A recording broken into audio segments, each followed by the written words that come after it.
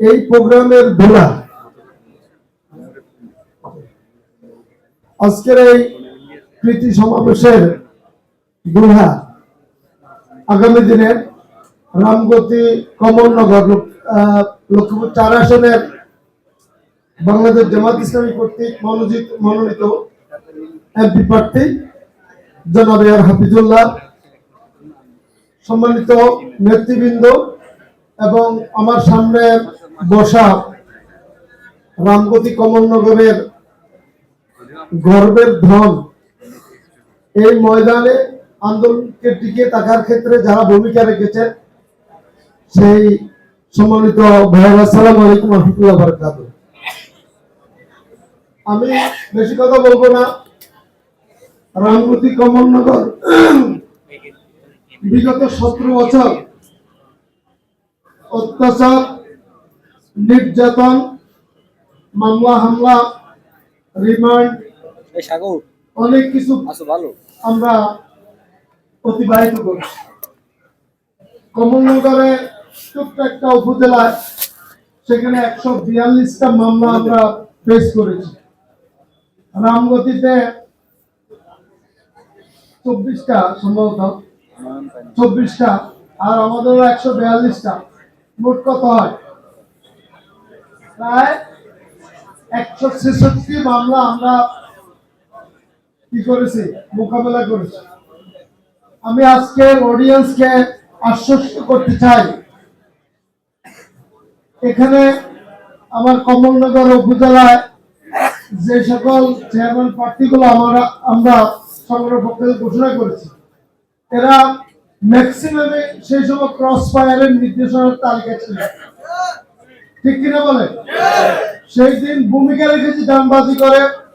এখানে রয়েছে জিন্দা শাহাদা শহীদ বলে আব্দুল আহাদ, সে মৃত্যু মুখ থেকে বেঁচে আছে, সে আমাদের ইউনিয়নের চেয়ারম্যান প্রার্থী। কমলনগরে প্রথম মামলা শুরু হয়েছে যাকে নিয়ে, ইব্রাহিম হাওলাদার সামেদ। প্রথম মামলা শুরু হয়েছে তিনি ফলকলি চেয়ারম্যান প্রার্থী। কথা বলছেন কিনা?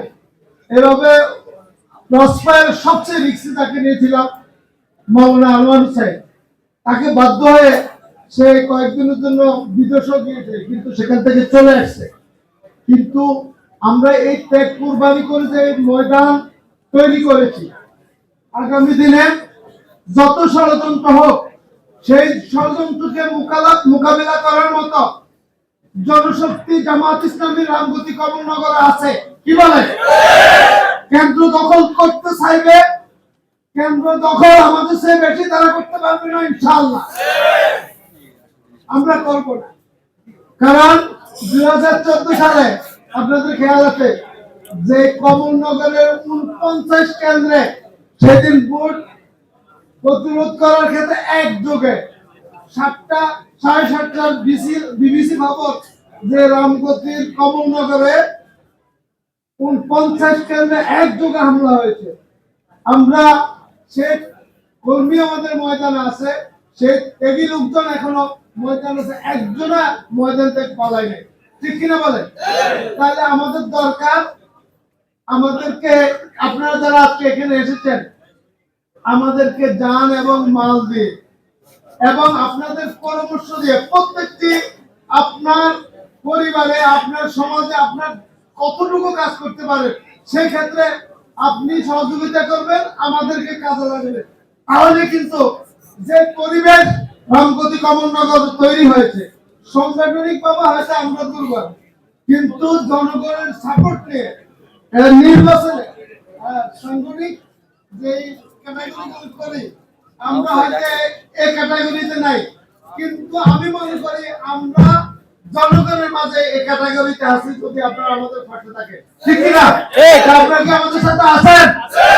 না